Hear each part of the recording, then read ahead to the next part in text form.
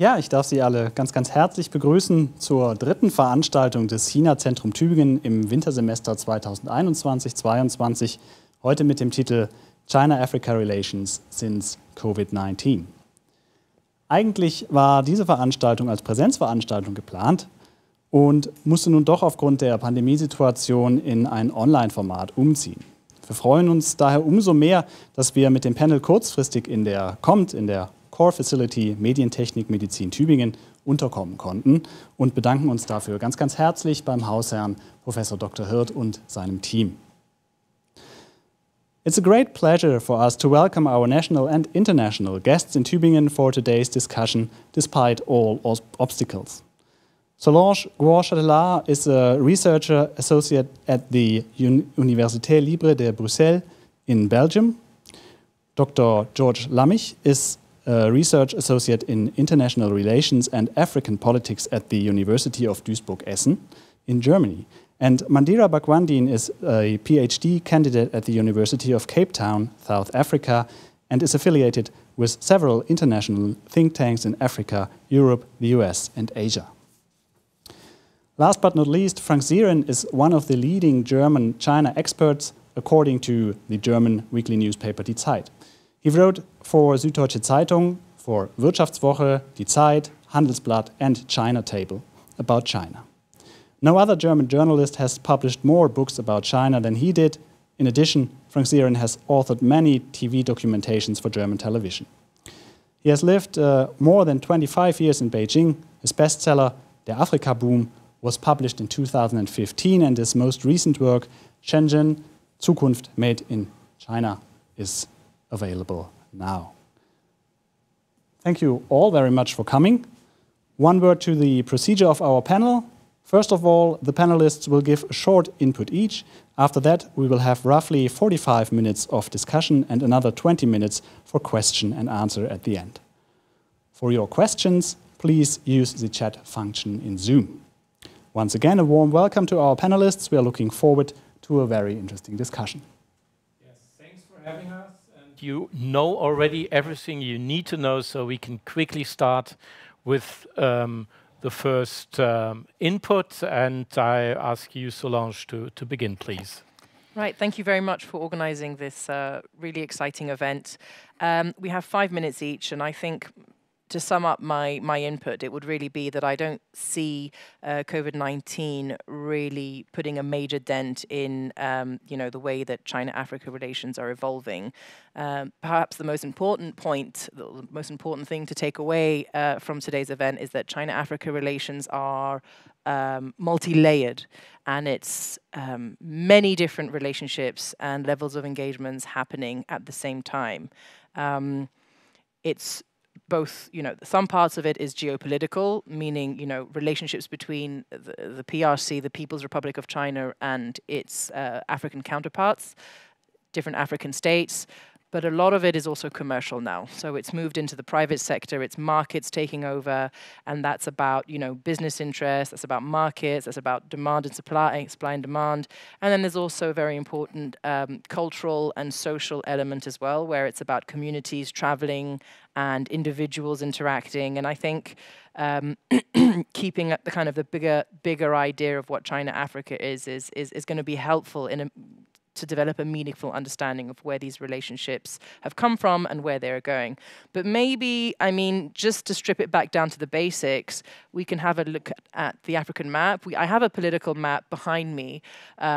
This is an older political map, but it's mainly a geographical map, and I think it's quite valuable. It's slightly out of date, so Sudan is still one country instead of two, and Swaziland is there instead of Eswatini, but essentially, I think what the advantage of a geographical map is that, the people and the nature, the environment behind the borders don't change. The borders are very, are relatively recent in the history of the African continent, of course, and they will continue changing. But the continent, its people, its specificities, the climate, which really determines the realities on the ground, hasn't changed. So just very quickly, Africa has 3 big natural borders. It has the desert in the north, and it has the 2 oceans oceans on both sides. So the Atlantic Ocean in the west and the Indian Ocean in the east. And what you have, and actually in terms of the climate, you have a Mediterranean climate right at the top of the continent and a Mediterranean climate right at the bottom in South Africa at Cape Town, which is basically between 30 and 45 degree parallel to the equator. And the equator really cutting through the continent in the middle there in what is now the DRC, which is Zaire on this map. But essentially, you know, this geography and this climate has also played a role in kind of determining lots of different things on the continent. And one of them, for example, is trade and communication. So, for instance, there are 4 major rivers on the continent, the Zambezi, the Niger, Congo, and the Nile. But they're actually really hard to navigate. Part of that is because there's different levels. There's a lot of waterfalls in between these, you know, in different segments of these rivers. So it's very challenging to navigate, and therefore, you know, trading through these rivers happened at relatively reduced scale. If you compare it to the really dense network of rivers and, you know, trading routes that was, you know, in a way, the basis of the European continent. This is just to say that it's a continent that is big, that's very diverse. I mean, if you look at the top part, the first tier is the desert, and there's a little bit more of, you know, I would say climatic and maybe religious homogeneity. And then the further south you go, there's more climatic diversity. There's also different sort of religious diversity. But the continent is very, very different. It consists of very different regions, different cultures, different groups, different languages. You know, no big lingua franca, which can really kind of unite the continent so people are trading freely from north, south, east, west. And I think this is what we're really seeing that's changing now in recent years, particularly with the arrival of the Chinese. We can skip this map and the next one. We don't really need to look at that. It's just a comparison to have a look. The previous one was just to show you how big and immense and vast the African continent is, because I think we also don't really have a good understanding of scale and the actual sizes of the continent and the countries in it. So China is in the top. China and Russia are up there in the, you know, the top tier large countries, and then you've got Algeria on the second row. Which people probably would not suspect, and then the DRC, and you have bigger countries like Nigeria and Sudan, and then very, very, you know, midway down, even to the third tier is where you have most of the European countries like Britain, Germany, France, Italy, Spain, Portugal. You know, that's just to give you an idea. So Portugal is roughly the same size as Benin, which is a country in West Africa, just in terms of the size and the scale of these places. So Africa's big, Africa's diverse, but it's also global. But despite the fact that it's global and it has connections with the rest of the world, the transport on the ground, the connectivity is quite restricted. And that's where, yeah, China's definitely coming in and playing a role, and it's a bit of a game changer. But that said, China-Africa relations are quite old. I mean, old in the sense that they started in the 1960s during decolonization. So there's a lot of media hype in recent years. But China has been there right from the start, right from the outset, where a lot of these countries gained independence. And those initial decades during the Cold War, where China developed a very strong political, ideological partnership with many different African countries, morphed into a second phase, which we see really from the 1990s with market liberalization, market reform in China, and political and economic liberalization in Africa, where this relationship really kind of evolved into one that's based on, you know, economic partnership. And that's really now a bigger story of globalization and global markets. And I think I will stop there, and we will pass the floor on to our next speaker.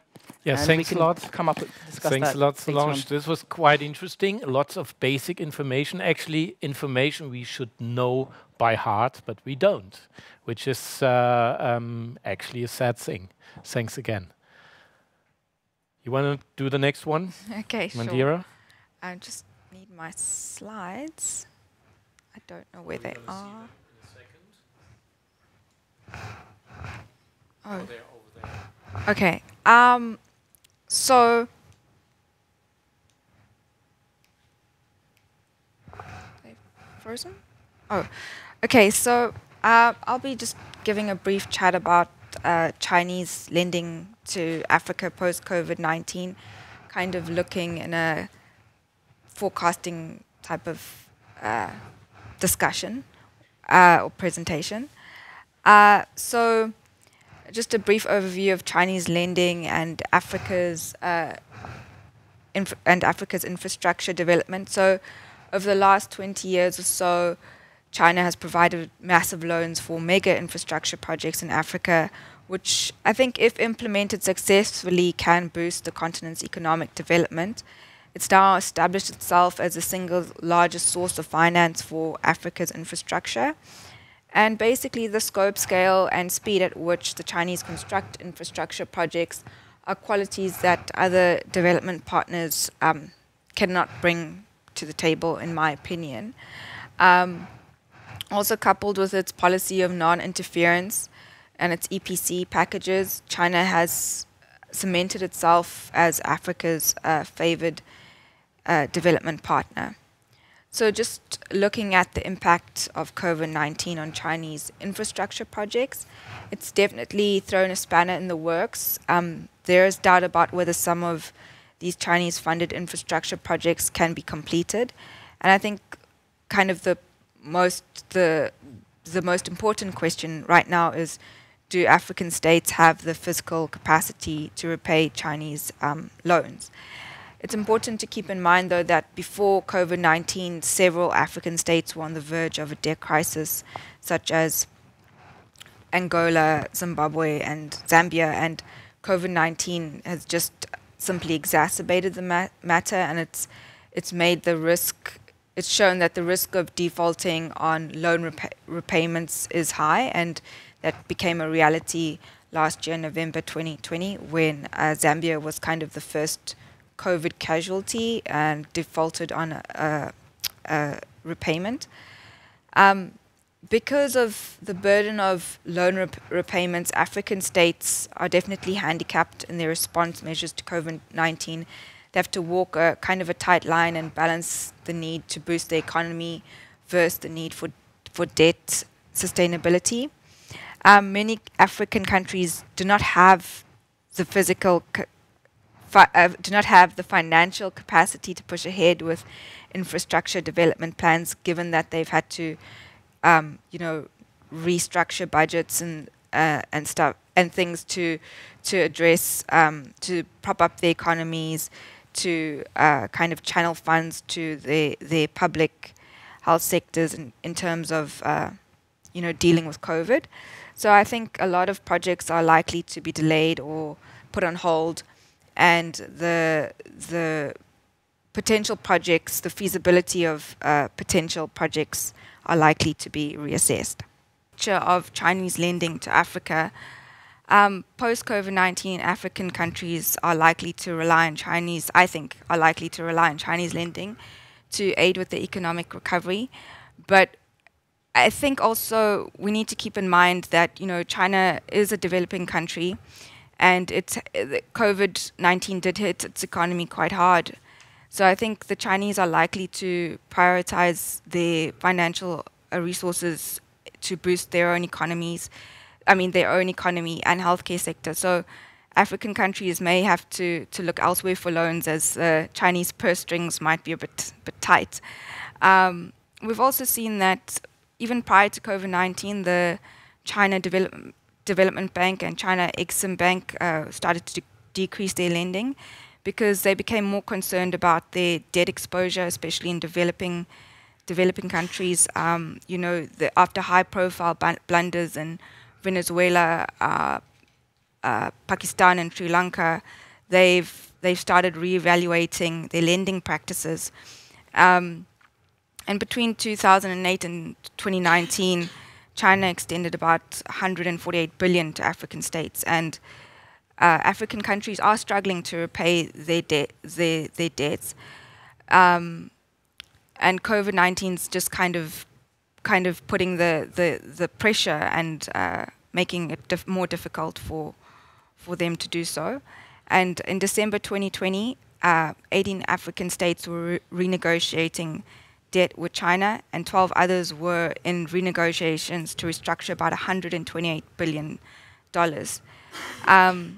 So looking at kind of the future of Chinese lending, I think that given the reevaluation of lending practices, I think Chinese lenders are likely to become more stringent and prudent when providing loans to African borrowers. And I think the loans are going to be smaller and they're not going to take on too much risk. I think Chinese lending institutions will want to kind of reduce the amount of risk they take on. And I think to secure loans from Chinese lending companies, African countries and governments will have to put forward really comprehensive plans and feasibility studies.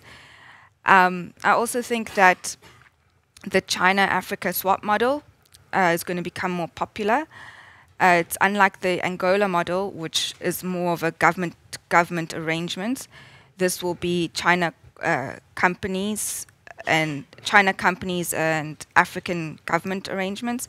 And it plays to Africa's strength in that African countries can rely on their primary commodities to use as collateral against Chinese loans. So I think that model's probably going to gain more traction in Africa. We've already seen it been used in Tanzania and a few other countries, but I think it's going to become more popular. Thanks. Thanks a lot, and we learned that this topic is more complex than just talking about debt traps and neocolonialism. Thanks a lot. Your turn, George. Thank you. I just want to start bring in some other reasons why, personally, I think the relation between China-Africa will change a bit, contrary to what Solange said. I don't think COVID is a main reason for these changes. They happen during COVID, but not because of COVID. And one issue definitely is the domestic changes we see in China, because we now talked a lot about Africa, but we also shouldn't forget that China also has domestic politics that influence their foreign policy, and that we see a lot of changes domestically in China at the moment. Xi Jinping is going into his third term. There has been a re-evaluation of Chinese politics, like how the state and the economy in China interact. And this is now things that we see also influencing China's African policy. So it's too early to tell, but there might be tendencies in China now that they're again focusing more on say the domestic economy, more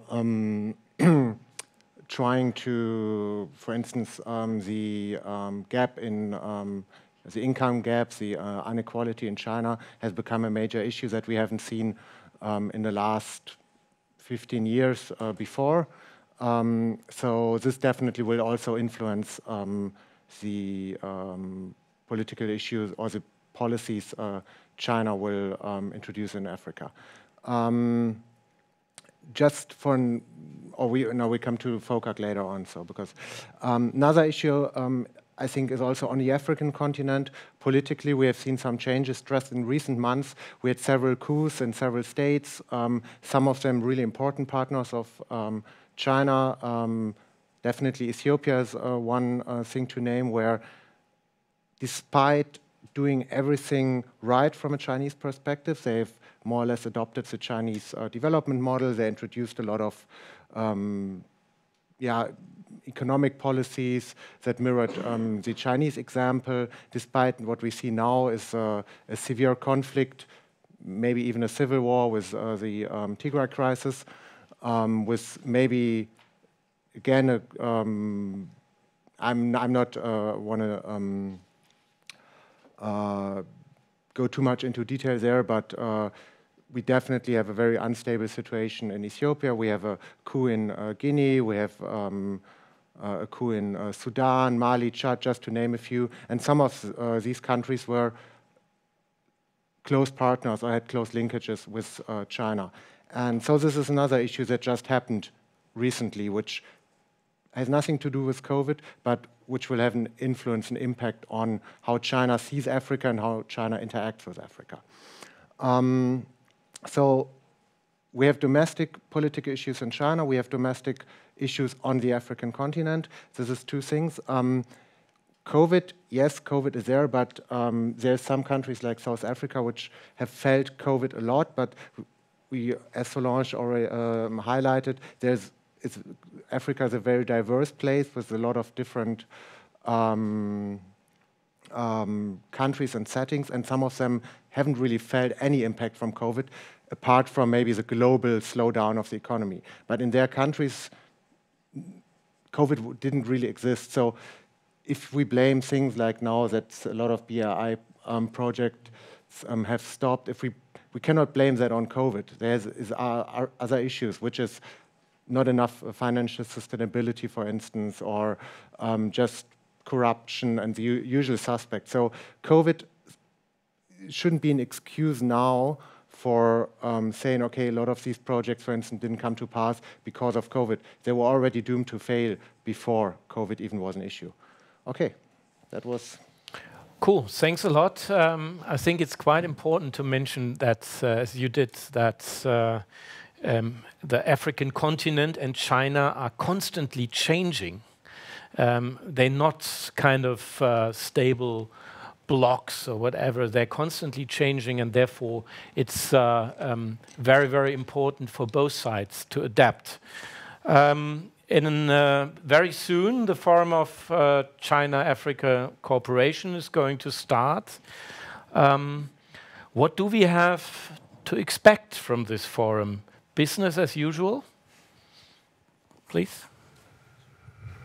Okay. I mean, for once, it will be different FOCAC from the FOCAC we've seen before, because it's due to COVID. This one is really to blame on COVID. It will be just on a ministerial level, so we won't have all these big, high-level, top political visits with like 40 presidents and the Chinese president coming to Dakar in Senegal, where FOCAC is going to happen. It will be more like a technocratic, bureaucratic, ministerial level consultation. So this is definitely one change we see.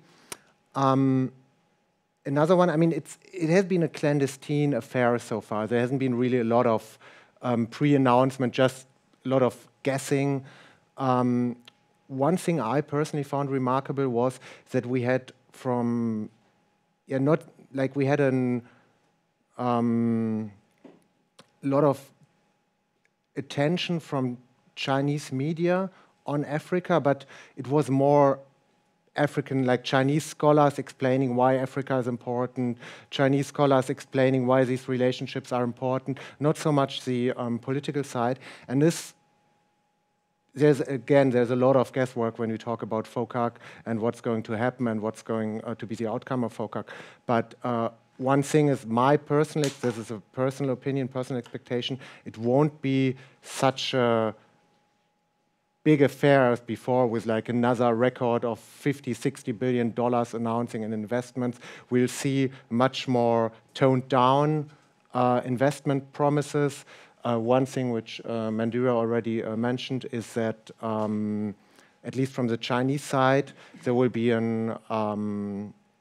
the attempt to bring in more private investors, so less state capital, less like official loans, but more FDI, like private corporations or corporations from China investing in Africa, and less like these big like credits, like big loans for big infrastructure corporation, but a bit more, business-like, private business. I think this is one of the things we will see. And then, again, this is due to COVID. What we probably will see is a lot of investments or a lot of cooperation in like health, public health, in these sectors. There probably like Chinese investment will go up, but in general, I don't think it will be as an enormous, pompous affair as it has been in the last couple of years. But at least it will be an offline meeting, so there will be people meeting each other. It will be not only online, which is actually quite surprising from the Chinese side, because they need to travel there, and on the way back they need to go into 3 weeks quarantine. That's quite an effort they do. Solange, what do you expect from this forum? I think the real question behind that is, what do the Chinese want and what do their African counterparts want? I don't think looking at numbers is really that important. I don't think it's about the 60 billion or the 18 billion or the 40 billion. The question is, is it smart lending? Is it smart investing? And do we have results? And I think the experience on both sides is essentially, you know, as Dr. Lammich was explaining, you know, China has two concerns.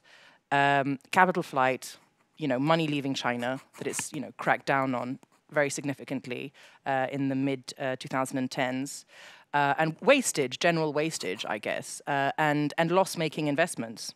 You know, and that could be investments at the high level, SOE, or, you know, credit lines coming from the major official lending institutions, like the China Development Bank and the China Exim Bank. But they don't want to be making constant losses. You know, ultimately, they want to make good political decisions.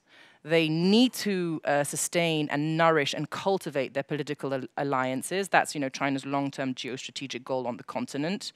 That I don't think it's going to change. If anything, it's just going to increase in the coming decades. You know, so it's essentially China wants access to raw materials at the source.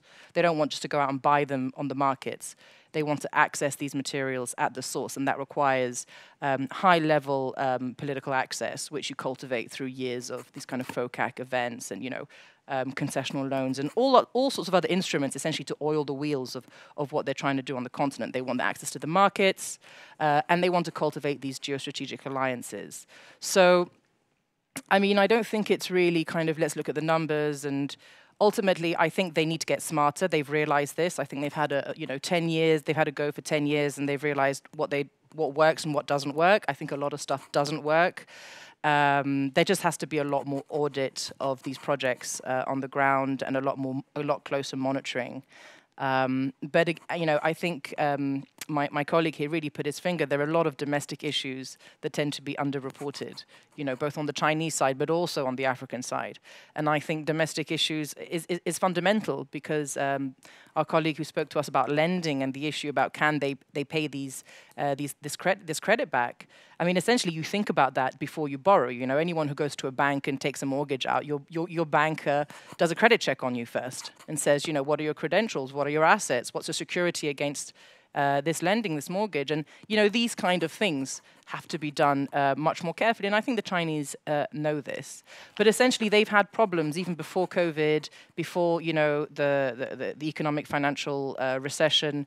They knew that a lot of these projects, you know, the contractors were basically, you know, completing projects and not getting paid for it.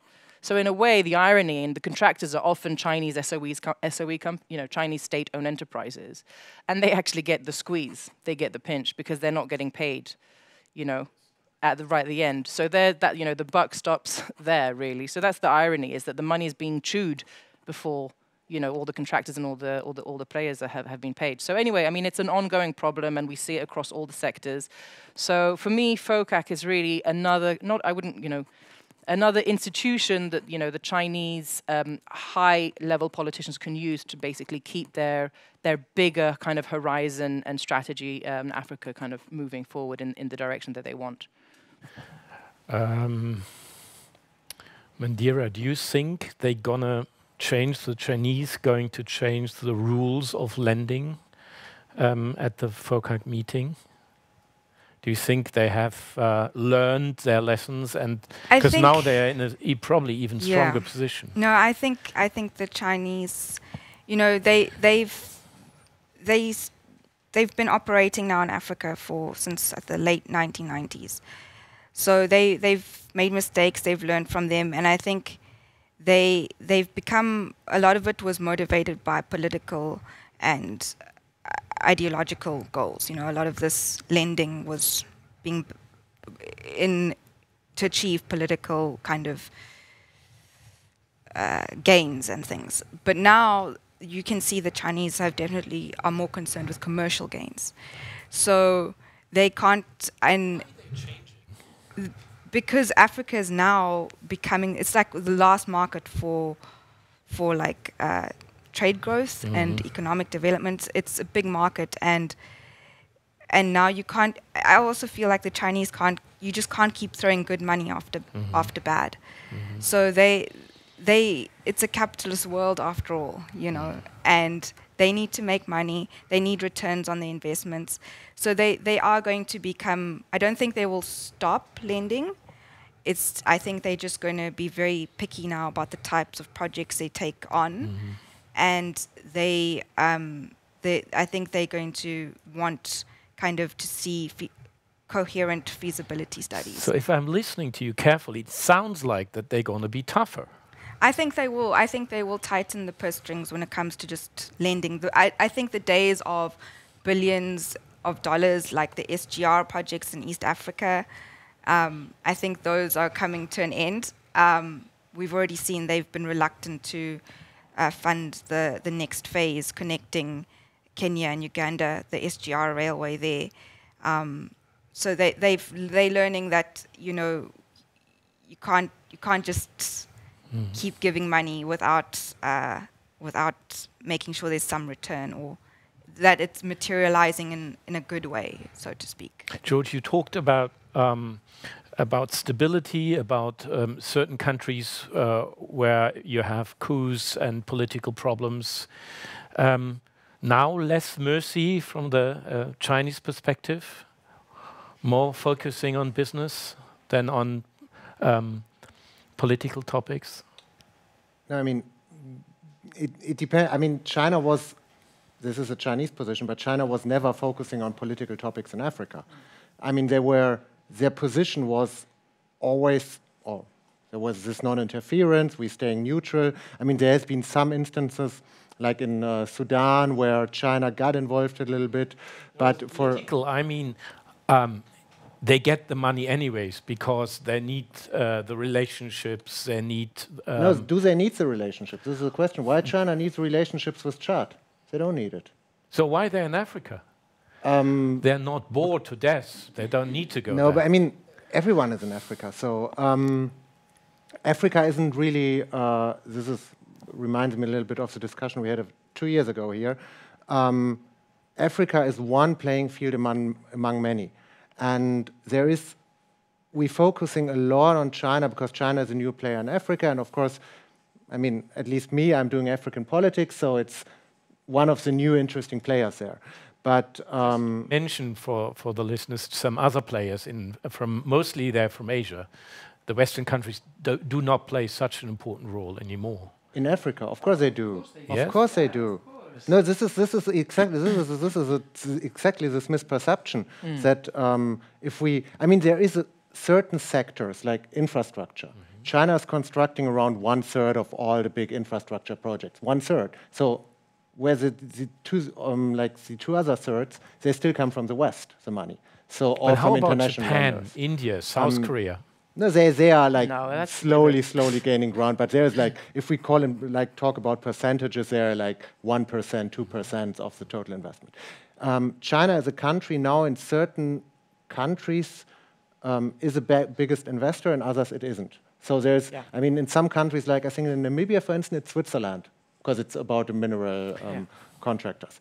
So this is, I mean, there is a lot of reasons for China being there, diplomatic reasons, for instance. I mean, they get votes in the United Nations, all these reasons. There is resources, but also resources just play to a certain extent a role. Because I mean, we just saw it in Guinea. Guinea is, there's bauxite, which you need for aluminium production, was one of the main sources for China. After the coup, the bauxite production there stagnated. China frowned a little bit about it, but they moved on. They moved to other suppliers. So it wasn't like the Chinese economy, you couldn't even see like any dent in a Chinese development because one of their main suppliers on the African continent for a core mineral just dropped out of the... so, I mean, they're now back. It was just really, I mean, Guinea is still exporting a lot, and so overall, it wasn't such a big issue for them. But nevertheless, this is the thing, like, I mean, China is one player among others, but it's definitely, I mean, if we look at conflict scenarios, for instance, now if we look at Ethiopia, in Ethiopia, China so far, in this conflict, they don't play a role at all. But the US does, Europe does, the neighboring countries. That's quite interesting. And Solange, you've been protesting when I was saying the West is not playing such an important role. if you read the media, But how can basically this continent is the baby of European competition Yes. for resources. So you think that continent that drew the lines on this? I the don't countries, think anything. The countries But that if I drew the read the lines on this map. But if I You think read they're just the going to let go of newspaper- this place? If Of I course read not. the newspapers, I get the impression that China is running Africa. So if it's not true, please tell us. Right now, the largest foreign direct investor, the EU invests more in Africa than China does. The EU. Okay. So not maybe in an individual country. But still. But the bloc. Yes. The bloc.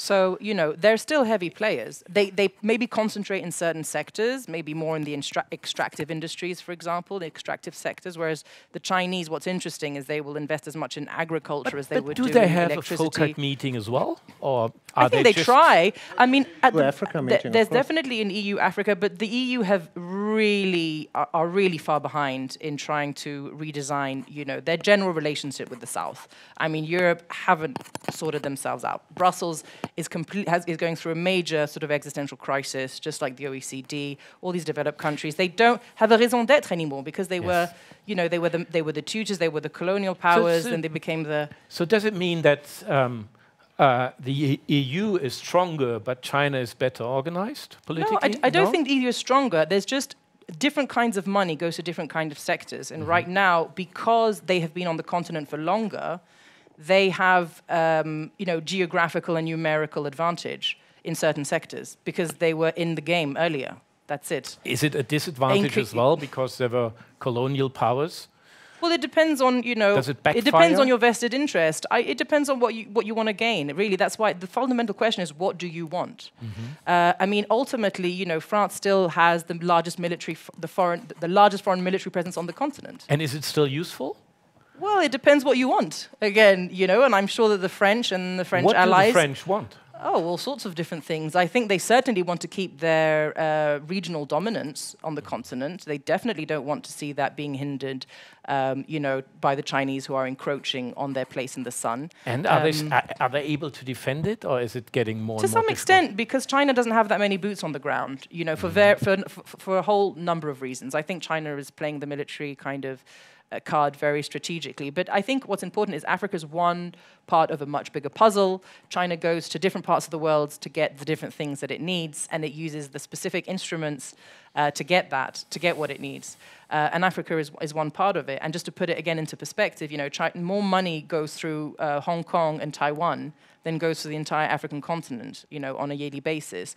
So, it puts things into perspective. I think, where where sort of Africa fits for China is that it's a long-term strategic partner, and China wants, Africa to be by its side and a friend for, the decades to come. So the question really is, how does Africa see it? What do they want to do?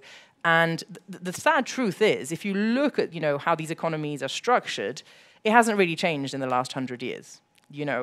Most of it. Essentially, if your economic growth is tied to the price of one of your commodity, which is traded on global markets, you're vulnerable to the boom and bust, the ebbs and flows of, global market demand. And that leaves you very vulnerable, because your annual budget, if there's a recession or economic crisis, what do you do?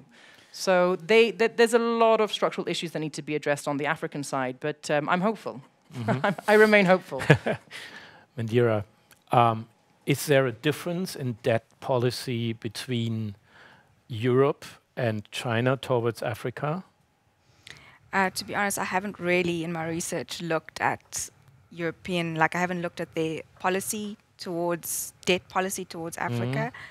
I think the issue is now around, for both sides, given COVID, with China and the West, is around debt restructuring and debt renegotiation. So it enables, or the African economies have the space to breathe and kind of prop up the economies and the healthcare sectors.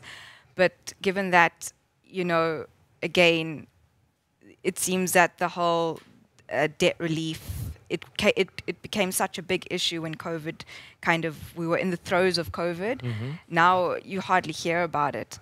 Why not? I think now the world just kind of moving on, and we're living in this new norm, and it's just. But COVID is moving on as well. True, but I think that it's just, you know, it's an issue that's been around and will be around, and it's like everyone has to, the developing countries in Africa kind of just have to get on with it, so to it's speak. kind of the new normal. But what is COVID impact for the African countries? I think how does it change the game? COVID, when it happened, the supply chain disruptions, and because again we haven't had really climbed the structural ladders, and we're still very you know, dependent on exporting primary commodities. So when we had when those supply chains were disrupted, it definitely impacted export-dependent African economies. But if I look at South Africa, I get the impression that South Africa is even recovering better than Germany. We're trying. South Africa is trying. You know, we have a new president really focusing on economic reform and putting in measures to kind of boost our economy. We're recovering slowly, but in the figures you see it. But on the ground, you know, people are still struggling economically, so to speak, and a lot of small businesses and things have closed. So it's difficult on the ground. Okay, George, how did COVID change the Chinese-African relation? I answer that question in a second. I just want to go back to the other question about the difference in lending. Yes. Because I think this one is an important one. Yes. About that. Okay, but I go first. You go first. I think what we have seen, like, is a lack in African capacity that is a fault of Western donors because I mean, our approach, and when I say our approach, I mean the Western approach from the US to Japan, even if it's not Western. We told them, okay, you get funding, this is the conditions, they are good for you, here you have to sign. And they did. So we didn't build up any negotiation capacity, any bargaining power in Africa. And then China came in as a new donor. And they were saying, so what do you want? Not here's what you need, but they were saying, what do you want? And then a lot of African actors said, oh yeah, okay, what we need, I don't know, a great new airport, we need like a railway line, maybe a presidential palace, whatever. Stadium. Yeah, but stadiums were before, a lot of friendship stadiums in Africa. But there was no capacity to negotiate these deals. Because we as West, we were always negotiating for the African side. So, but China was, as they don't interfere, they were saying, okay, this is conditions, they are good for the Chinese side, have a look if they're good for your side, and if you're happy with the conditions, here you sign. Let's make a deal. Yeah. Let's make a deal. And a lot of African governments, they went headlong into these deals without even really like having the capacity to see like long-term financing. It's a very complex issue. So, and now we're facing this situation where a lot of these debts is not sustainable. They cannot pay it back. So what happens now, the African side goes to China and trying to renegotiate these deals. And China has to, because otherwise there's a reputational loss. We saw that in Sri Lanka, for instance, where, I mean, in Sri Lanka, like, it's the one example that's made all the time. Like, they couldn't pay back the loans for Hambantota port, and now it's leased for 99 years, I think, to a Chinese company. But as this was an accident. As I read, only 10% of the debt of Sri Lanka was Chinese. It was but not so big. This port, I mean, everyone who is dealing in these issues has heard about this port. And I mean, the port is like, it's not even worse, like, I mean, it's not really functioning, it's still not it's not a good port to have, you know. So it was more or less an accident that this port went to the Chinese side. It wasn't like any strategic issue or like strategic master plan to get hold of this port. It was just bad negotiating from a distance. Yeah, but it wasn't. It was just bad negotiating from the Sri Lankan side. And this happens now in Africa, and China is trying to avoid that. I mean, if they wanted to, they could have by now get hold of a lot of infrastructure. Why are they trying to avoid it? Because, I mean, they don't, this is what they don't want to be the conquerors, they don't want to be the colonial power. Why not? They want to be more powerful. No, They don't want to be poor and powerful. They want to make their money back. Yeah, and I mean, You know? it's different to be an economic powerhouse or just to steal like ports and railroads from African countries. Also for your global image. And I mean, they're thinking long term. And of course, I mean, even if they lose money now on some of the railroads. They don't want to just get a port. They want to make this country really dependent on No, of course they don't want to No. make them dependent. They want. No, Okay, Solange, can now I it's your just turn. just jump in here? People, when they talk about China, are very often, they believe that it's a very state-run, top-down, capitalist, statist system. But that fundamentally, the Chinese really believe in market mechanisms. And they really have faith in, the regulatory capacity for the markets to, serve the purpose of development. Why If that's did they lend aimed money in a to certain these range. countries in the first place? It was totally clear that's not going to work. No, so there are different things. I think there was definitely a phase for the first 20 years. It was just about a foot in the door, for sure. I mean, there was a time when I was in Beijing, and people would throw money at you. And they would say, if you've got get me a project, I'll throw money at you. It doesn't matter how much. I mean, it was blank checks. So for 20 years, it was... Have they been naive, or was it... It was definitely naive, And I was in, I went to certain meetings, and I just couldn't believe the level of ignorance and stupidity and, that we see on all sides of the table for people who are very far away, talking about a reality they have no understanding of, but they have a mandate, which is, execute. It's like, you've got targets. You need, 8 projects on the ground. So you want to say that any the 10 will do. are the only smart ones in this game? No, hang on. But they're not lending. Europeans, they invest and they donate. They don't lend. Okay, it's very different. They do different things with their money. So Why money they're is not very lending? different. Well, because they'd rather invest. Because they don't have the money. Are you kidding me? Europe is on a life support machine. We've been on a life support machine for 2 decades. Let's stop. Imagine. China's got still got 6% growth. Africa's got 6% growth. How much growth has Europe got? How much growth has Japan got? Are we kidding ourselves? Come on. We've got nice. We've got castles and nice roads and nice cars. But we don't have the 6% growth But that that that means these other that places Europe have. is going to losing out on Africa if they don't have money. It doesn't to matter. invest. It's not about, the pie is big enough for everyone. Right now, it's not about you take a bit of place and then I get something less. It's not about that. And I think that's what the Chinese have understood. They're really not in this kind of, that was old school politics, kind of, and even however kitsch win-win sounds, I think it is possible. Not in the kind of, idealistic, ideological Chinese way. But, there are ways that local actors, doesn't matter if they're in Bolivia, if they're in Laos, if they're in Zambia, there are ways that you can harness the different options that are around you to your advantages. There are different ways you can use these and seize these opportunities and transform that into real structural gains, and economic and social gains. And if you're doing that in a smart way, as my colleague Hege was saying, it can happen, and it can happen. Look at Rwanda. Rwanda have done it could be highly controversial, so maybe let's not go down the Rwanda conversation. Yes. But, there are, same with Singapore. You could say be careful with that kind of case. But, it's just to say, the difference, people often think China has a hidden agenda. China is an authoritarian state, which is highly fragmented with lots of different stakeholders at different levels. But they do what they say on the tin. They're like, yes, we are a one-party state. Yes, we are authoritarian. Yes, we are top-down. At least it's kind of, what you see is what you get. Yeah. So visible agenda instead of hidden. Yeah, it's a visible agenda. We need these resources. We need them to sustain our economic growth. We have a huge demographic time bomb hitting us. Our economic model doesn't work. We need to radically reform our economic model, working, using our demographic dividend to, boost manufacturing in 2 decades is not going to work for the next, phase of growth. So what can we do? They're smart thinkers, and they anticipated this. Mandira. I just want to add, I think it goes often unsaid that the one condition is obviously, if you want to get money from China, you 100%. approve the one Taiwan China policy. Yeah. So that's the one condition that kind Absolutely. of goes unsaid. And I think China's always, I think there's this hype about ChinaAfrica, as Solange was saying, but it's been around for long. But I just feel that it's almost a generalization when we talk about ChinaAfrica. There's this.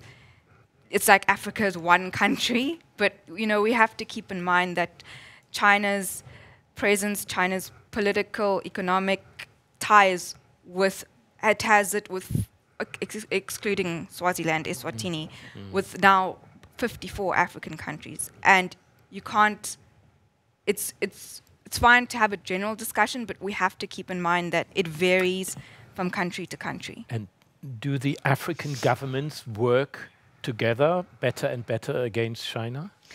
So there's been, especially amongst African scholars, there's been a lot of discussion about the need for cooperation, for a China strategy, a cooperative China strategy, whether that's either at a continental level, so the African Union, or at a regional community level, so either ECOWAS, SADC, or you know, the EAC. And I'm of the opinion that we do need, whether it's at a continental or regional level, a China strategy. It would kind of streamline the way we interact with China and negotiate with China, and everyone would kind of, well, not everyone, but most countries would be on the same page in terms of what do we want to leverage from China to achieve Agenda 2063. So if you say we need it, you're saying it's not there yet. Every country, every government in Africa is relying on itself?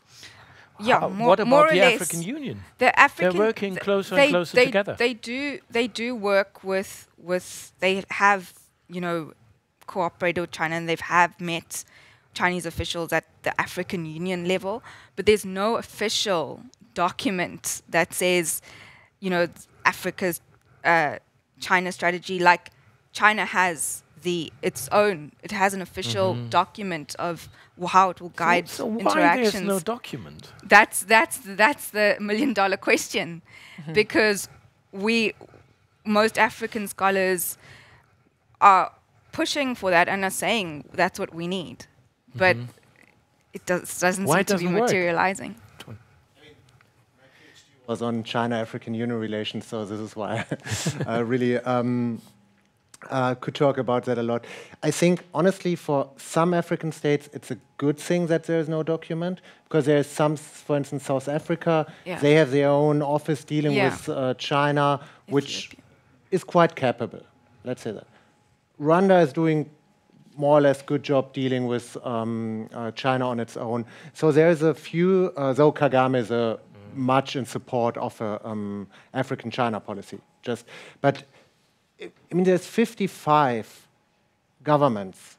One is not even having diplomatic relations with China. So, by the way, even Eswatini has Chinese investment. So it's not that you need to cut your ties with Taiwan to get Chinese investment, but less than and not so official as the others. No, but of course, I mean, if we look at these, I mean, we have from some authoritarian dictators in power for 38 years to democratic governments with a democratic tradition, and they all should go together and get a common policy towards China. How is that going to work? So this is, there's no, I don't think, trade zone and in Asia, even what would come out of it. I mean, what is good now? What we have this discussion for, about transparency, because when you said China is quite open and transparent with what it's giving, it's not. No, I didn't say it's transparent. Yeah, but I just okay, not said transparent. Okay, but I didn't say they're transparent. No, because I mean, we just had like. I think it's very good that we now have this discussion. There was this report from 8Data which basically showed us that it's even worse than we thought, like the negotiation deals. And it's good. We have now a discussion about Africa has to better bargain with China. Absolutely. But I don't think an African-China policy would make any difference whatsoever. But there's a middle ground. Let's not go from one extreme to another. One question I have first. What's the difference between transparency and openness? Oh, it's a completely different, you know, you can be very open about what you're dealing with or what you're offering, but not be transparent about the details behind, you know, like, and I think, you know, China's posture, its posturing is very open, at least when it comes to, you know, deals. I mean, the general consensus, I've been around different parts of Southern Africa, you know, East, West, and North, and the general idea is, you know, if we need something, we can go, the Chinese will talk, like they will sit at a table, they will take us seriously, you know, whereas they'll knock on the doors of other people and, you know, they will not be taken seriously. So in that sense, it's kind of easier to bring people at the table? Are they successful when they start negotiating across the table? That's a whole other topic, and I'm really glad you brought it up, this kind of passive borrowing versus active borrowing. China, of course, is much more used to active borrowing, whereas I think, most of the people who are borrowing on the African side are more used to passive borrowing. What is passive borrowing? I think it's what he was explaining. It's when people are negotiating and giving you conditionalities. They say, okay, we'll lend you X amount in order for you to execute X, this list of targets by this date, and you have to have, gender equality and this and that and the other. All these lines of conditionalities, which was essentially, embodied in the Washington Consensus. And China is like, no hard questions. We're not interested, if Dos Santos, I think it was, the president of Angola, wants to pay Mariah Carey $1 million to sing at his birthday using public funds. Well, China's not going to ask him questions about that, So no hard questions, apart from, of course, this Taiwan issue. And there's a bit more than just the Taiwan issue, but in sense, there are none of these, there's none of these conditionalities. And I think that's really hard to point out. But just 2 points about this whole, how to, help boost the capacity to negotiate. First of all, we've got really savvy actors on the ground. I've spent a lot of time in Zambia, and I've been surrounded by extraordinary experts, in their respective fields, people who really know their stuff. The question is, do these people who really know their stuff, can they be in the right place, advising the right people at the right time? Are they given that access? And the answer is no. And are they listened to? And it's not always that easy. It's like everywhere. It's not always that easy. Access to, the major key players is sometimes quite challenging. The decision makers is quite challenging, and the decision makers are not necessarily surrounded by the right kind of advisors. But I think there is a middle ground. I don't think we should take off this whole proposition of working together regionally or continentally off the table completely. There's a middle ground. You go step by step, and organizing a meeting between the central bank governors, for example, organizing a meeting between all the different ministers of industry and commerce, organizing regular meetings, for then you can have really concrete technical discussions on, what were the terms of your deal? What were the terms of your deal? And a lot of these deals, that China makes, especially when it comes to infrastructure or even electricity, the hydro dam, the Nile, if they strike a deal with Ethiopia that's going to, upset Egypt, sure. You need Egypt at the table together with Ethiopia, and that leaves me talking about Egypt and Ethiopia. The very important part is we're talking about the scramble for Africa as if, Europe, the old players, the old colonial powers, and China, Russia to a lesser extent, all these people are coming in. But there is a second level scramble happening amongst African countries. And that's very, very important. You've got South Africa, who's a regional hegemon. You've got Egypt and Ethiopia fighting it out in the east. You've got Nigeria, who wants to really implant itself in the west. So every country is really fighting its corner and, trying to spread its influence in its own respective regions. So it's not just, these outsiders coming in. There's power struggle on the continent as well. It's actually quite interesting. We didn't really talk about the United States until now. So are they not playing a role in this game anymore? Are they? No, certainly. So, George, what are they doing? So we were talking about Washington Consensus, but that's quite some time ago. No, the US is, of course, still playing a big role. And I think just before FOCAC, we just recently had a Africa tour, like 3-country tour from the US Foreign Secretary. And what we have seen also in US politics, now there's been for Trump, Africa was a stage to confront China. The last and still recent US-African policy, the country that's mentioned most is China, I think 35 times. And then comes Sudan with 5 times. This is about the numbers. So this was for Trump, like Africa was like a battleground to confront China. And he was saying United States are losing out on Africa?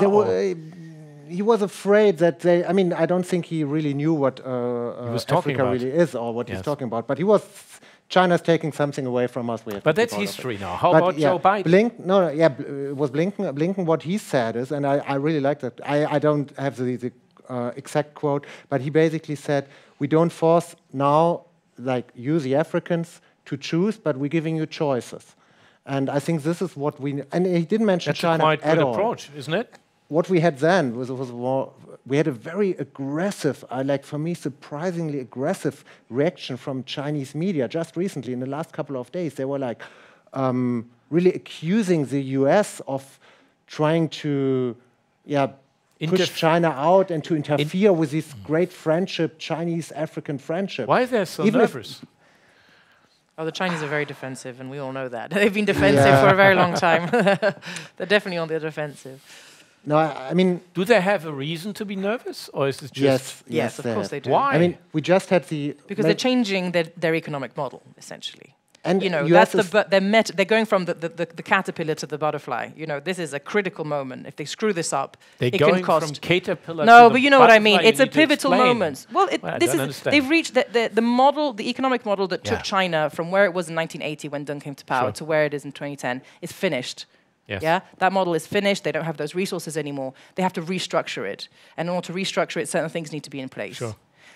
And so it is a critical time. And I think, you know, the kind of political and social stability that's required for that economic dynamism to take off, so they can harmonize the domestic economy, they can build that center of gravity domestically so they can rely less on the outside world. This is a huge process that's going to take decades. And so China is very nervous. But America there's a lot to lose. But America has some reforms to do as well, so they should be... Yeah, but that's their problem. That's not China's problem. Maybe just also to bring in the African perception here as well. There was just a recent Afrobarometer. They do like these statistics and polls about African opinions a lot. And there was just a recent poll where what is the most favorable economic model for Africans? And it was US by far. And then came China, and then came the former colonial and so on and so forth. So the US even... And there was the same, more or less the same result as 2014. And since then, it hasn't really changed. So with all the investment and money China's pouring in, the US is still the favorite economic model of Africa. Who do they ask? And 54,000 Africans all over the country. Like, it's how these because I mean, if you would ask them to define the economic model, I mean, I'd be hard pressed to describe, you know, the U.S. economic model, but or the Chinese, or the Chinese economic model. But I mean, surely, like, what is the allure there? Is the culture, you know, is the soft power. I think, you know, an ordinary African can relate a lot more to, you know, American pop culture than they could to Chinese pop culture. And so I think they answered to that probably more than they did to the actual economic model that was the original question. Do the Chinese have soft power in China? In Africa. In Africa? In Africa, yes. In China, they do have some soft power. Still. In Africa, you know, I would agree with Solange here. Is living in South Africa, you know, we are the kind of Western globalization and the Western soft power is very, especially American soft power is very, why not the European soft power? I think, you know, the kind of the pop be careful what you're saying. the kind of American, like, it's just America is everywhere, like in South Africa, and European. I mean, even we have like American. French schools and things, but you've been to South Africa. You've seen we've got American brands everywhere, American fast food, American music just plays. What did Europe wrong? No, but I mean, West Africa, it would be different. West Africa would be much more French. West Africa would be very different. Or like in Mozambique, I mean, there's like Portugal. So this is like, again, the diversity of the African continent. We cannot, I mean, South Africa is an example for South Africa. And that's it. You can't generalize. I mean, in Namibia, for some reason, like even Germany has some soft power. As surprisingly as it is. Strong soft power.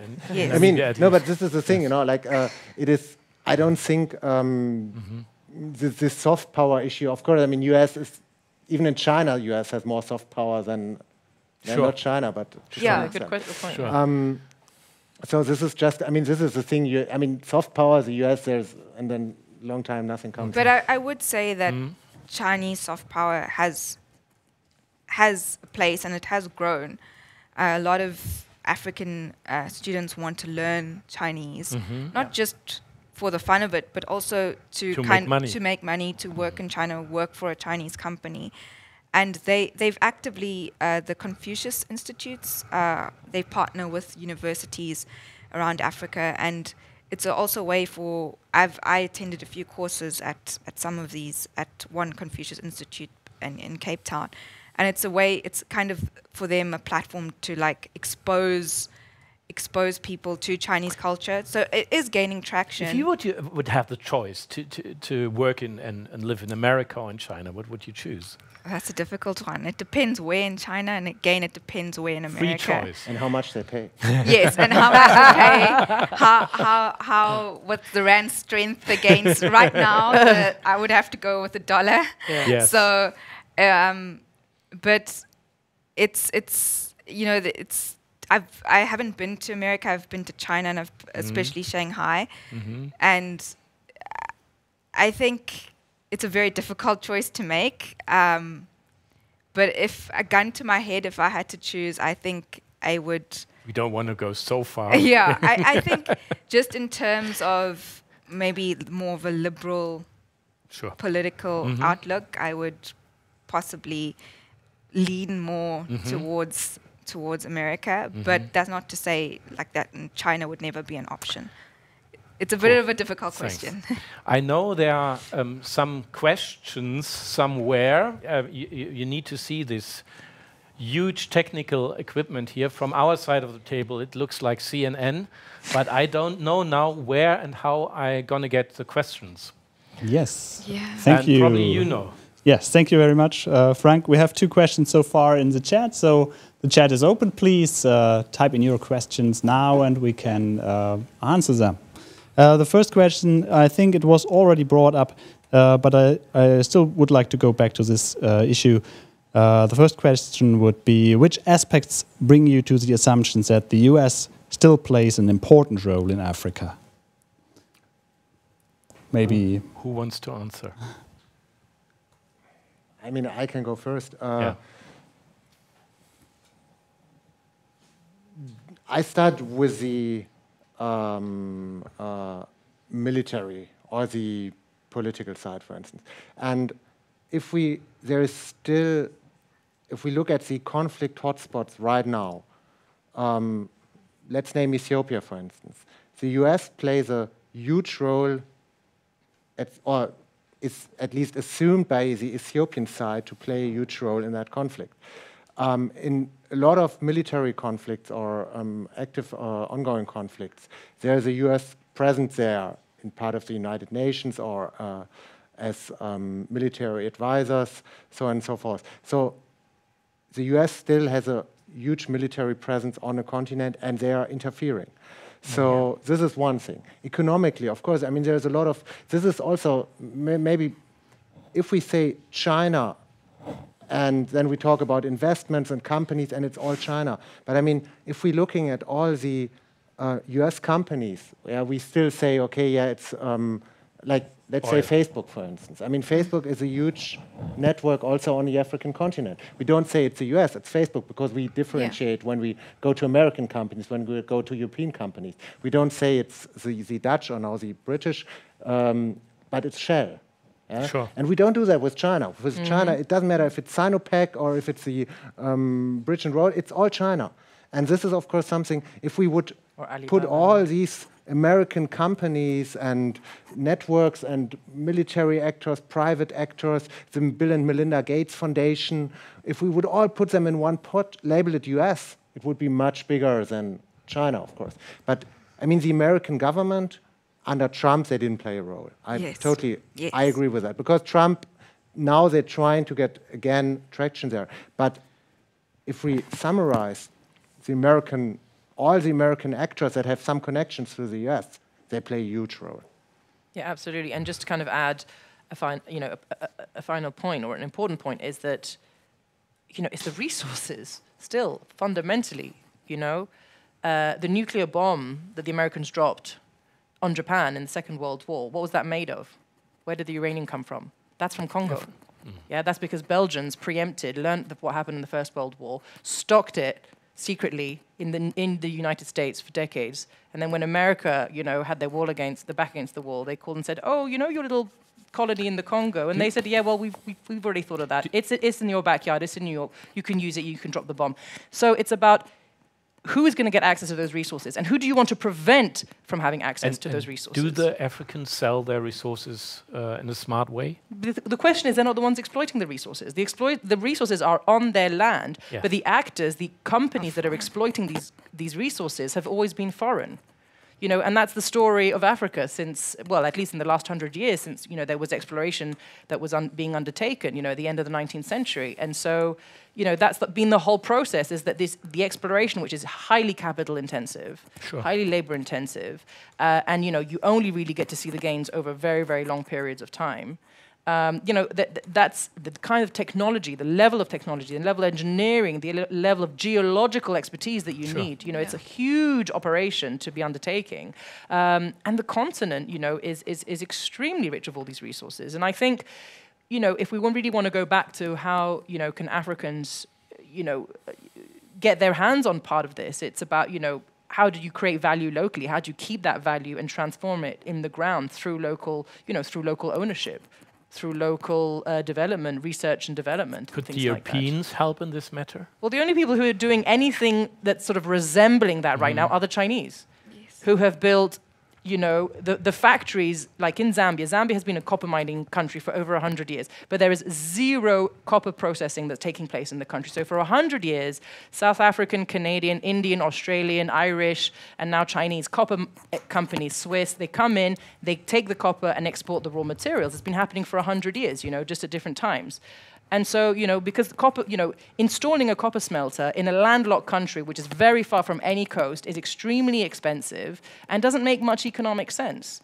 But it makes a bit of political sense, you know, and that's where it speaks to China as opposed to others. It might not make, you know, an economic profit immediately, but it might make a bit of, you know, strategic political sense. So they'll do that. That's why they're building an oil refinery in Nigeria.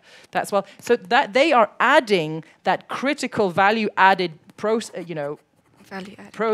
refinery in these countries alongside, you know, these extractive sectors which haven't existed in 100 years. And why are they doing this? For various reasons. For self-interest, you know, nobody gets a free lunch. They have a strategic interest. As I said, you know, at the beginning, they want to cultivate, they want to secure access to resources at the source. Of course, they want those markets, they want those partners, but they also want to, you know, cultivate what we call political capital. You know, we talk about, you know, economic accumulation. No, you know, people want, you know, when you're just talking about profit, it's about economic accumulation. But they want to make a political profit. They want to accumulate the political ties and the political contacts, and that's also part of it. And it's very smart. And also, you know, it's a bit like a game of Monopoly. The game is capitalism. And in Monopoly, if you own all the lands and you have hotels and everybody is bankrupt, then you stop the game. Sure. But if everyone's got a hotel here and there, you can keep paying each other. Yes. No one is staying in your hotels. So everyone should have a bit of money in their pockets. I mean, that's the capitalist game. Now I got it. Play Monopoly. Next question, please. Yes, we have two more questions, actually both addressed to Solange. First one is, what is the reason the EU is so underrepresented in their influence on Africa and the media? Can't it be explained? And the second one is, China says it wants post-colonial win-win relations and long-term friendship with Africa. If you had to choose one, which large Chinese infrastructure project on the African continent comes closest to this lofty ideal, and why? Okay, just very quickly on the EU question, you know, first of all, the EU's only really had a foreign, you know, a foreign office arm, a foreign policy arm, you know, in recent years. So that entire administration is very, very recent. And essentially because, first of all, European countries prefer to relate bilaterally to Africa, okay? So Macron has his France conference, you know, Merkel has her German conference, and the UK does their British thing. Sometimes they go together. They sometimes, yes, they do sometimes actually band together, and that is very important. But generally, I would say, first of all, because bilateral relations, because of the history, bilateral relations do take precedence over EU relations. Secondly, budget. So if you look at the EU budget for foreign policy across the world, it's smaller than the British Foreign Office budget. So Britain, you know, has for its foreign relations a much larger budget than the whole EU has for the entire world. So, you know, that, you know, money often indicates, you know, how much power you can have. But the third thing, and I think that's the most important thing, is that the EU just does not have a clear sense of its own identity. And if you don't have a clear sense of your own identity and what your fundamental strategic geopolitical interests are, how are you going to project those to the rest of the world? You can't talk in one voice, yeah. No, but I mean, they're using norms. They say, we represent norms, we represent this. It's very nebulous. You know, these people don't need norms. They need food on their plate. You know, they need medicine when they're sick. They need education when they want to go to school. They need maize. They need roads when they want to sell their products. It's very simple. It's very concrete, you know. You know, the reason, something that we haven't really said is that there's a lot of similarity between China and Africa and a lot of these emerging countries. You know, they're playing catch up. Basic needs you're talking Basic about. needs. Mm-hmm. You know, so don't talk, I mean, I'm not saying that all these other things are not important. They are. But if you look at what kind of the EU is trying to sell or what they're trying to project, and then concretely what other partners are trying to do, it's just much more tangible and much more relatable. And I think, you know, ultimately, that's a fun. And sorry, and the reason of that identity, no, it's more important. It goes beyond that. It goes much more beyond Africa. It goes towards what is Europe's position with the rest of the world that it more or less had as former empires. You know, that's really it. So the EU has been trying to what we call redefine its Caribbean, Pacific, and Africa policy for years and years. Every year they say we're going to develop a new, you know, Caribbean, Pacific, Africa framework. Every year they're having meetings. I live in Brussels, so you know, nothing ever happens. You know, every year, and they can't, because redefining how Europe or the EU relates to the Pacific, to the Caribbean, to Africa, and to Southeast Asia, it means they have to figure out who they are. You know, and I think that's a good question. The Germans at least sent their first military ship into the Pacific, and it's swimming around there, so it's a big move for Germany. There we go. Next question, please. What was the second question? I don't know if anybody else wants to bounce on the EU. Yeah, maybe because I don't think, like, the problem with the EU, they're bad in marketing. And because they have nothing to market. It's not the same thing. No, they have. They're doing a lot of stuff, but just I have a lot of respect for Europe. I'm a European, but no. But if China comes and says, "Hey, we're building a big railroad," and that's great.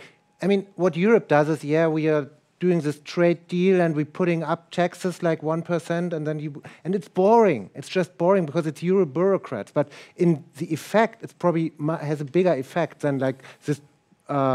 Half-finished railway. But I mean, no media is reporting about a trade deal with like a lot of complicated frameworks and like, so I mean, there is a lot of stuff happening from the EU, and there's a lot of EU bureaucracy. I mean, if you go to the African Union, I mean, there's a lot of EU bureaucrats, and there's a lot of I don't think they're leaders. They're really stuck. I mean, essentially, you know, I meet a lot of these European diplomats. You know, I speak to a lot of them, and essentially they're stuck, partly because of the way the bureaucracy system functions, and the experts that should be in a certain office, they're, you know, shifted every 5 years, and they end up working on a desk which they're not experts. So the people working on the desk don't know what they're doing.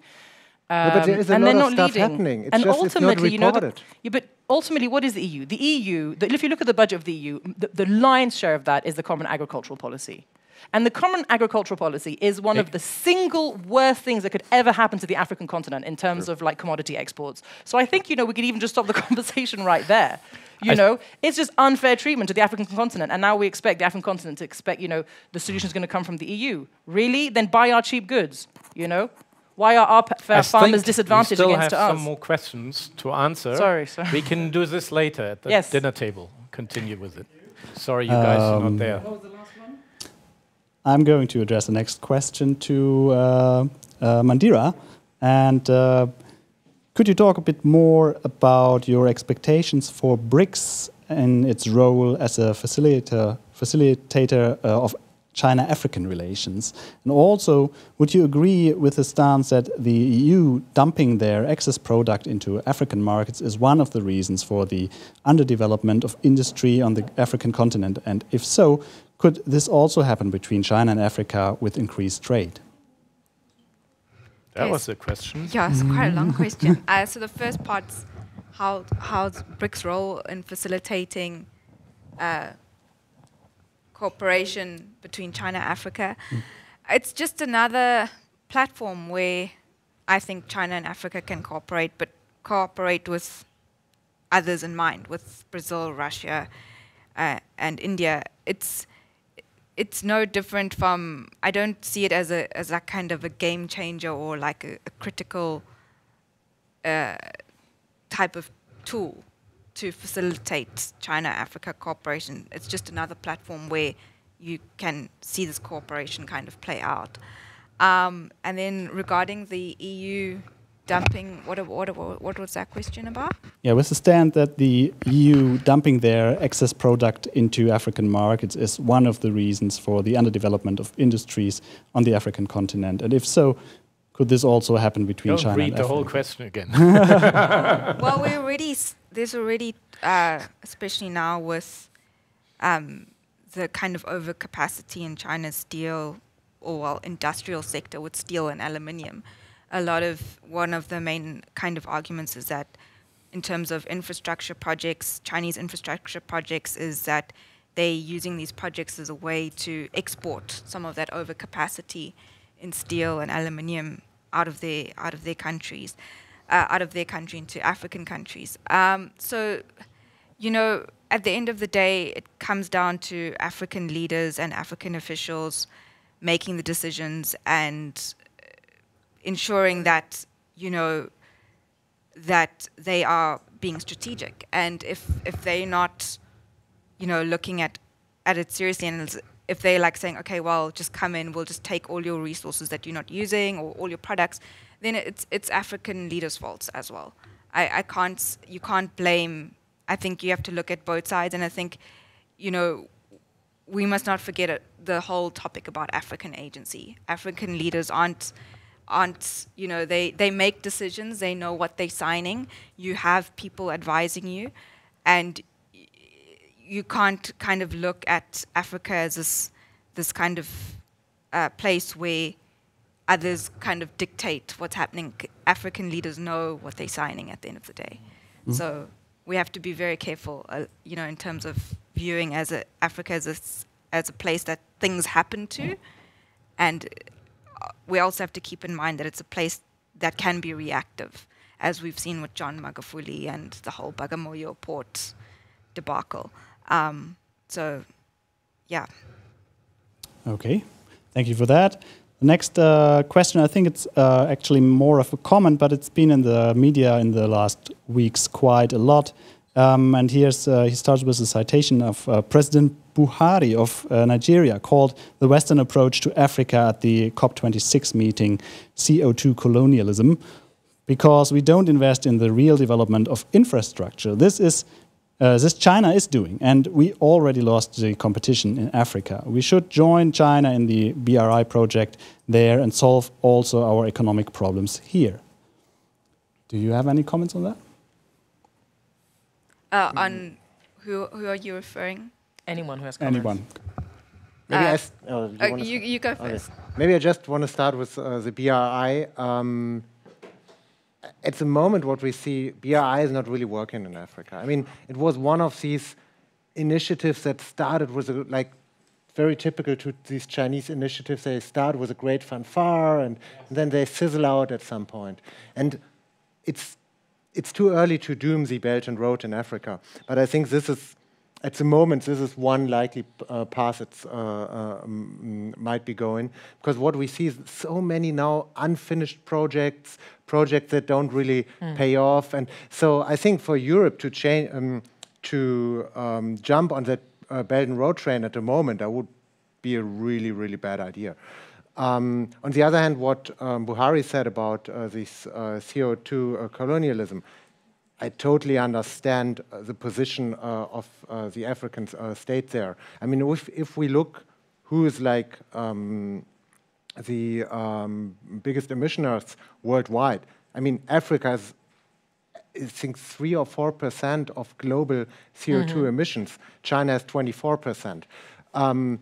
Nevertheless, there was a lot of attention on Africa as a place to save CO2 output. And I mean, it would be so easy, I think, probably just if we would, in the EU, if we would travel more by train and less by like in-country flights, yeah, we'd save more CO2 than Africa, the whole African continent, is putting out at the moment. Nevertheless, there was a lot of attention at Glasgow on Africa and how we can like make Africa more green. And of course, this is like hits a bad nerve with Africans, because of course, it's their right to develop. And at the moment, as things stand at the moment, what you need to develop is you have to develop industry, and this pushes up your CO2 emissions.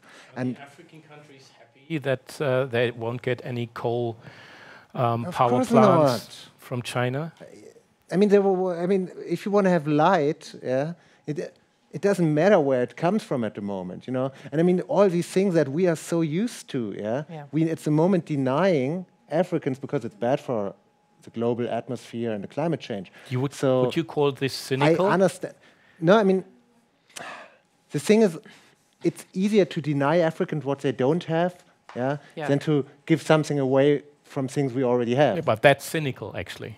No, I wouldn't say it's cynical. It's very unfair, but yeah, this is how this North-South relationship has been for a long time. It's in a very unfair relationship. And I mean, we are, sadly as it is, in a position to deny Africans this part of development. Okay. But they're biting back. Yeah, hopefully. That was a very good last word. They are biting back. Actually, for us, it feels only like the warming up, but we are already at the end of our little discussion, unfortunately. Hopefully, we're going to do this every month from now on. I think there would be a lot of discussions. We would not run out of topics. Thanks a lot that you guys having us, and we hope you enjoyed it, and I hope you see you the next time. Yeah, thank you very much. Thank you to all of our speakers, and thank you to the audience for listening tonight. We would love to see you again at one of our events. Maybe we can also meet in person the next time. You will be able to find today's discussion on our website in a few weeks' time, I guess. You can find our website under www.chinaforumtübingen.de. Okay. So yeah, that's all we have time for tonight, and have a nice evening.